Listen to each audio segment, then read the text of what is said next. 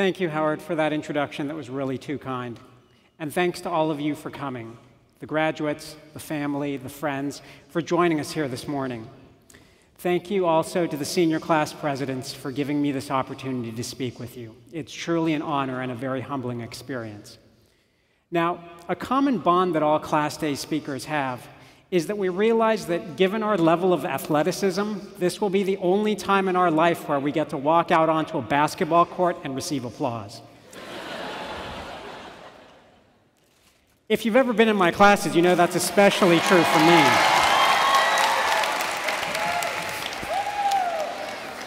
Yeah, because if you've seen me throw, basketball was just not going to happen. So this morning, I'd like to share with you a bit of advice and tell you a few stories. And of course, I hope that tomorrow Mayor Bloomberg gives you a truly memorable commencement address so that you remember at least one of the speeches you get this weekend. Now, I have fond memories of where you are now. I'd have to admit, being sleep-deprived, somewhat bleary-eyed, wondering what had happened the last few years of my life. And that goes for the students, too. Now, I'm sure the last few years have really been an amazing time. And part of that amazing time is thinking about the fact that you got a chance to learn new things. You got a chance to make new friendships and build relationships that will potentially last you a lifetime. It was also a time to ask questions, perhaps only to get some of those questions answered. It may have even been a time to falter or to fail, but ultimately to overcome, so that tomorrow you go out of here as graduates of this fine institution, Stanford University. Congratulations to you all. I'm very proud of you because I know what it took for you to get here. Now, with that said, I hope it was worth it, what you paid for it. I'm sure your parents hope it was worth it too. But I'm not talking about tuition. We really appreciate that. Feel free to keep sending checks if you like, but that's not the important thing. There's something far more valuable than the tuition you paid. It's your time. And what you need to understand is that if there's one piece of advice I would give you today, it's that your time is the only real currency you have in your life. You can choose to exchange that time for knowledge, as you've done for the past few years. We call that getting an education. You can choose to exchange your time for money. That's referred to as gainful employment. I hope you all experienced that at some point. I'm sure your parents hope you experience it too. Soon, maybe Monday.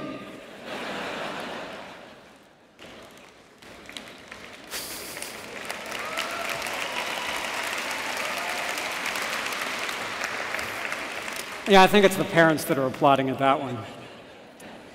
You can also spend your time in the pursuit of enjoyment. We refer to that as entertainment. And now that you're finally graduating, you can actually spend some of your time getting some rest, and that elusive concept we know is sleep. But it's also possible to exchange your time for nothing at all. Now, you might ask, what about my family? What about my friends? What about my education? Don't they have value? Well, consider this. What are your family and friends if you don't take the time to enjoy their company, to make and share memories with them, to let them know what they really mean to you, and to show them that you love them? What you need to think about is your family and friends are deserving of your time and that they give their time to you. That's what gives it value. What's the value of your education if you don't actually use it to try to affect change in the world or potentially share it with others? What you have is time, and the most important choices you can make in your life are how you decide to spend that time. The humbling and scary part of it all is you don't even know how much of it you have. All you know is that it's finite. Now, I don't mean to get up here and sound morose all of a sudden on this otherwise sunny day and have everyone think, wow, that Class Day speaker is a real bummer. I wish I didn't go to that one. But the reason I tell you this is to remind you that the earth doesn't sit still even if you do, to instill in you a sense of urgency that there are real problems out there to solve. So when I was invited to give this talk, they told me I should tell you a little bit about my work, and I stress the word a little bit, so I'll just tell you a little bit about it.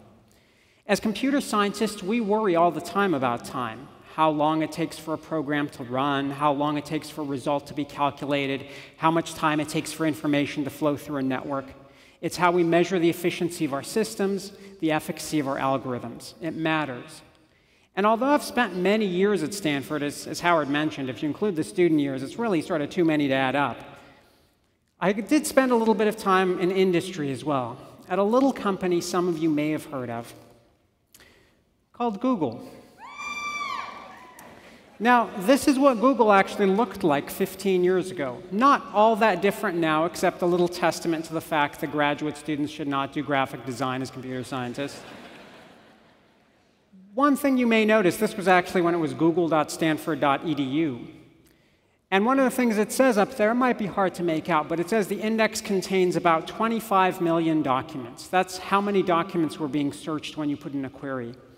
So consider the fact that just 10 years later, that number of documents grew to over 20 billion. It grew by a factor of 1,000 in 10 years' time. So what you need to understand is you live in a time when change is not just a constant, change is accelerating. Here's another picture of Google, back in the day. This is actually a room in the computer science building at Gates Hall. If you see something up in the top corner that looks somewhat like Legos, that's because, in fact, it is Legos. When Larry Page and Sergey Brin were building the initial search engine, they ran out of bays to store all the hard drives for all the documents they were crawling on the web. So Larry, in an amazing feat of ingenuity, decided to build a box out of Legos. He put some fans in it. He put hard drives in it, and voila, there's the web in Legos. Now, there's a few things I gained an appreciation for while I was there that had to do with time. One of them was that if people have to wait more than half a second to get back a query result, that actually changes their information-seeking behavior and what kind of information they get. If you're building a system that has to encompass an entire planet where people are all searching for information simultaneously, the speed of light actually matters as to how you design that system. So let me give you a more concrete example. While I was there, some colleagues and I came up with a method to try to extract meaning from the web. And the idea was, how could we determine, for example, the phrase president of Stanford and John Hennessy, at least at this point in time, mean roughly the same thing? Well, if you want to do that, it requires a tremendous amount of computation to basically look over the entire web if you consider the millions of concepts that are out there that you want to find relations among. So how did we do this? What we did was we harnessed the power of 2,000 computers. So I can only show you 400 there. Try to multiply that mentally by 5. And then those 2,000 computers ran continuously for 20 days. So you do the math. You have 2,000 computers times 20 days. That's about 40,000 years. That's 100 years of computation time. So what if I told you you had to solve this problem, but you only had a single computer available to you? What would you do? What would be your best strategy? You might say, well, Mehran, what strategy can I have? I have a computer, I run the program, I see what happens, I have to wait 100 years, it probably won't finish during my lifetime. Well, in fact, you have a different strategy. There's this idea, this folk saying in computing called Moore's Law, and what Moore's Law says is that every 2 years, the speed of computers approximately doubles. Now, here's an interesting idea. Let's say we had our initial problem, we started running, now it takes us 100 years to solve. What if I do nothing for 2 years? The speed of computers doubles, and now I can run my program for 50 years, and my total time to solve the problem is 52 years. That's pretty neat. Can I do it again? Sure you can. Wait 4 years, computers get 4 times as fast, and you run your program for a quarter of the time, 25 years. Your total time to solve the problem now, 29 years. Do that again? Absolutely. At this point, you get to see the gears start turning and that faint smell of burnt plastic when the engineers in the audience really start thinking hard about a problem. You think, oh, Mehran, doesn't this mean that I have an objective function? I can take its derivative with respect to time, set it equal to 0, and find the optimal value of time I should wait? Yes, it does. It also means this is the only time in your life you will hear the phrase take the derivative with respect to time used in a commencement address. So you find that the optimal amount of time to wait is roughly 10 years. During that time, presumably, computers will get 32 times faster. And the entire program will only take 3 years to run, which means you now solve the problem in 13 years. You might think, wow, Mehran, that's great. You just took this problem and you reduced it by a factor of 7 or 8. I should do that. Well, that's great, except there's just one problem with this. The problem is that time that you wait, that time that you potentially waste, is time when you're counting on someone else to solve the problem for you. You're counting on someone else to make computers faster. You're counting on someone else to take care of this big problem because you couldn't solve it yourself or you chose not to solve it yourself. Well, what if no one else chose not to solve it? You would be waiting an awfully long time and the problem would never get solved. What you need to understand is that progress is not guaranteed to happen. Progress isn't something that just gets relegated to others to take care of. Progress only happens because dedicated individuals like you choose to confront the problems at their time and tackle them, even if they seem daunting, even if someone tells them it'll take 100 years to solve. Because if you don't do it, there's no guarantee that anyone else will. So I like to tell my students, computer science really isn't about programming at all. Computer science is about solving problems. We just happen to do it with computers. Now, in this particular case, we happen to solve the problem by harnessing the power of 2,000 computers. So we could take this problem that was 100 years of effort to compute and solve it in 20 days. Now think about the fact that part of life is about problem solving. We have real problems in the world: poverty, inequality, climate change, terrorism. These are problems your generation will have to deal with. They're not something that you can just expect will go away or that someone else will take care of. Because what if no one else does? You need to understand that by working together, you can tackle, make progress, and potentially solve problems. Problems that some people may even argue would take 100 years to make progress on or to solve. But to do that means accepting the challenge of taking on those problems now, to work together to make it happen. So look around you. What you find is that you're not alone. Perhaps it's not coincidence that there's roughly 2,000 of you sitting here today. What you need to remember is that when you leave this place, you don't just leave with a degree. You leave with a network of people, of colleagues, and perhaps most importantly, friends. People that you can count on in the future for lots of things, including getting together for football games. Now, another pointer I got in preparing this talk was sort of the notion of talk about what you know. That always makes it easier. So let me tell you about something I have a lot of experience with: failure. I mean, after all, I just spent the past few days giving 250 grades to some of you and your closest friends. I know something about failure. Too soon? But the failure I want to talk about is not yours. Trust me, you did just fine in CS 109. It's going to be okay. The failure I want to talk about is my own. You see, failure is one of those things we tend to stigmatize. Even in grades, the F has to be separated from all the other letters by an unused letter because it just can't be that close to them. At Stanford, we can't even call it an F. It's an NP. Did you fail a class? No, I just didn't pass. So let me tell you a story. When I was in high school, on the very first progress report I got, perhaps the only grade I remember in the whole time I was in high school was I got a D in acting class. Because evidently I have difficulty standing up in front of a room of people and telling a story.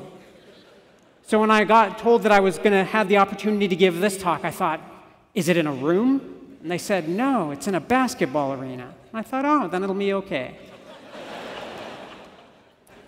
So I know what you're thinking. Mehran, really? You got a D in acting class? How did you get into Stanford? Well, you know how the admissions office likes to say that they never make mistakes? I don't think they said that my year. Now, in reality, it's that D that I got in acting class that was the impetus for being able to stand in front of you now.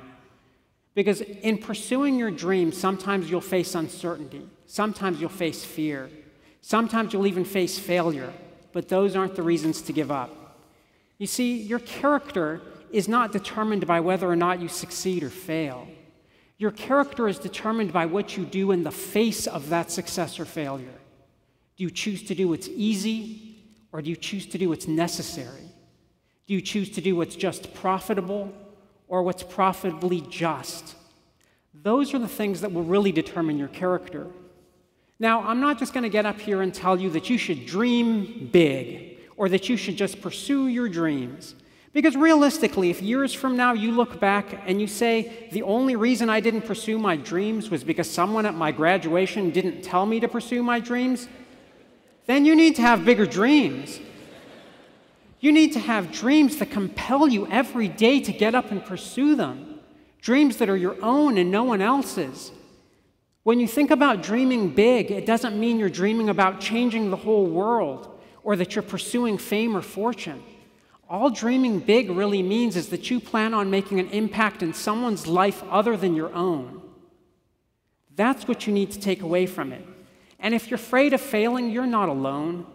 Trust me on that. It's all right to be afraid. It's all right to be unsure. Just don't let it make you timid and stop you from dreaming.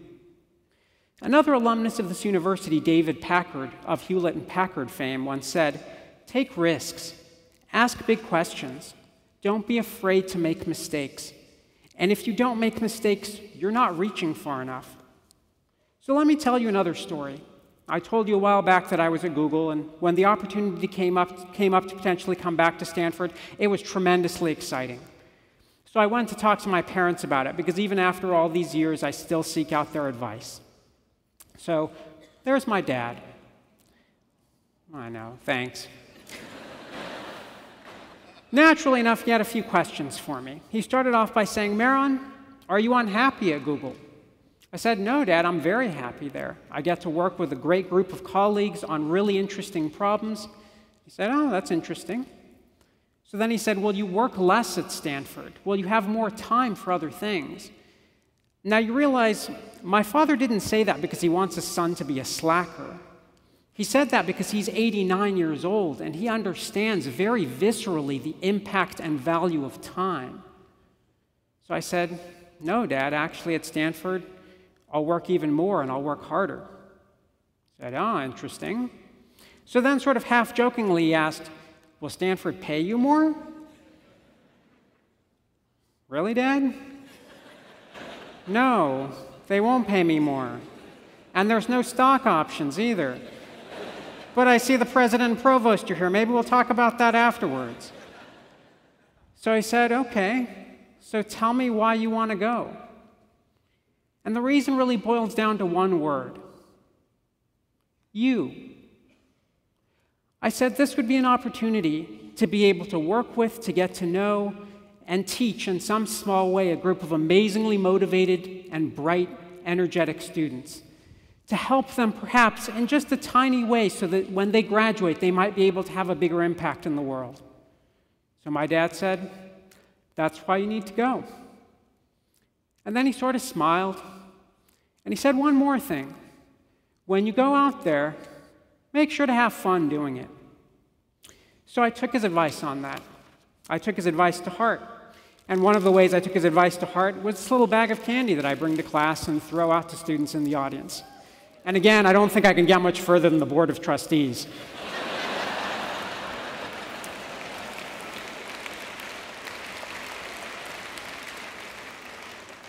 But the real reason for throwing that candy isn't just because it's fun.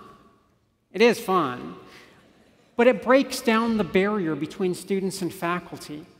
It makes you think a little bit more that it's not just about you coming here and us trying to fill vessels of knowledge, but really we're all just people in the pursuit of knowledge, and we learn from each other as we go along, and the more we can do to break down that barrier, the better we can do with it. Oh yeah, there's one other thing too. This.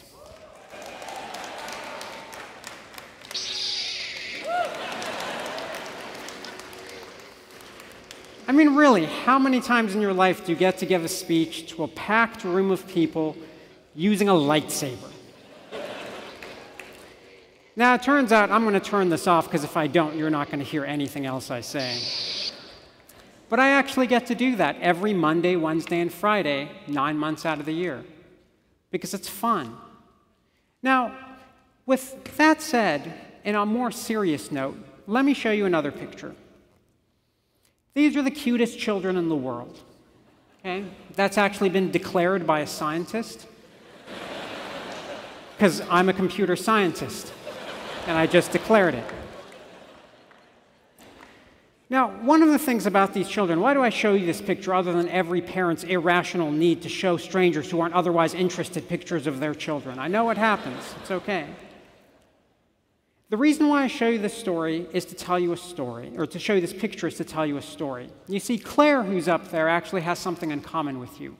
She, too, is a graduate of Stanford. Just not Stanford University. She's a graduate of Stanford preschool 2 weeks ago.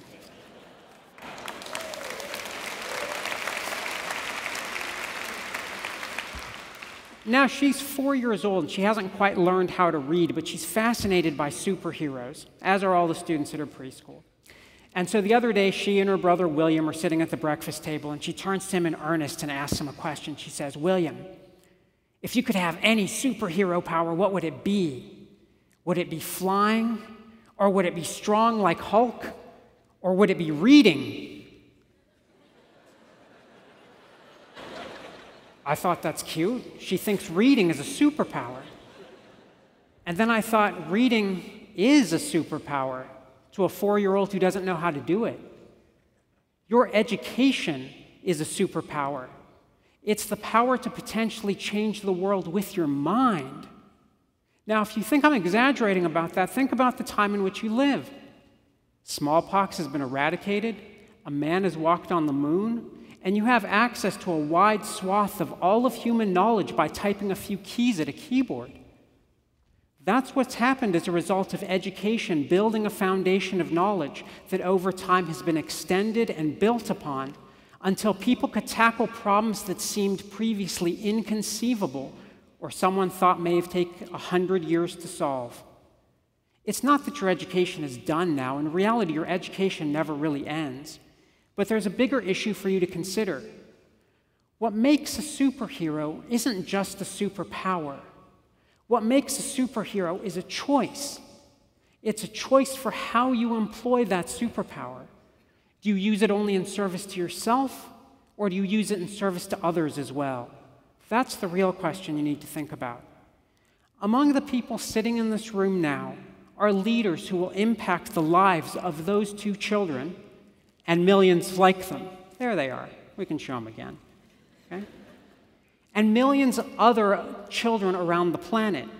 And you'll do that through a variety of ways, by making policies that govern how they live their lives, by making advances in knowledge that will impact their education, by developments of new technologies that they will be immersed in and will impact how they actually live their lives, through the writing of books and stories that capture their imagination and influence their thinking, and perhaps even by improving human health that will extend the amount of time they have.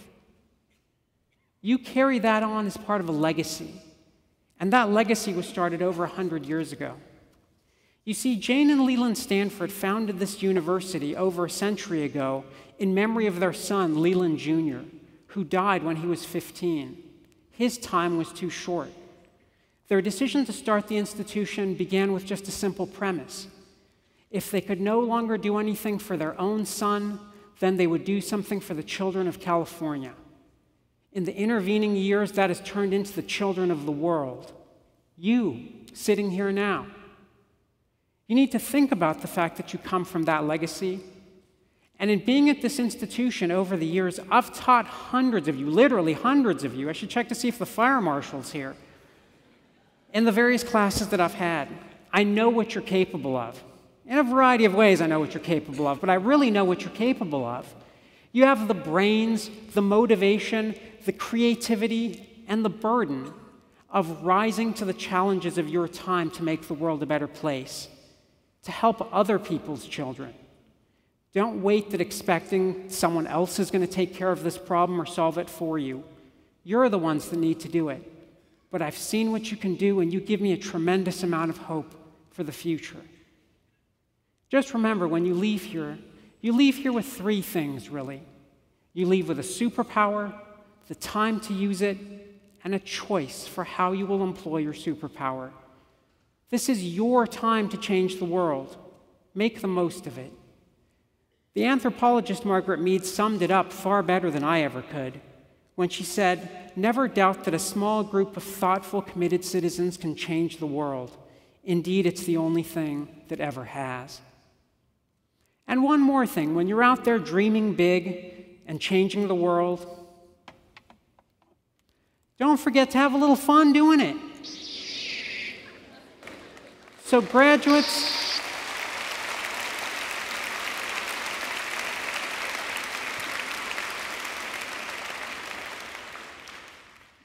of the class of 2013, thank you very much for the honor and for sharing some of your time with me this morning. Congratulations, good luck to you all, and may the force be with you always.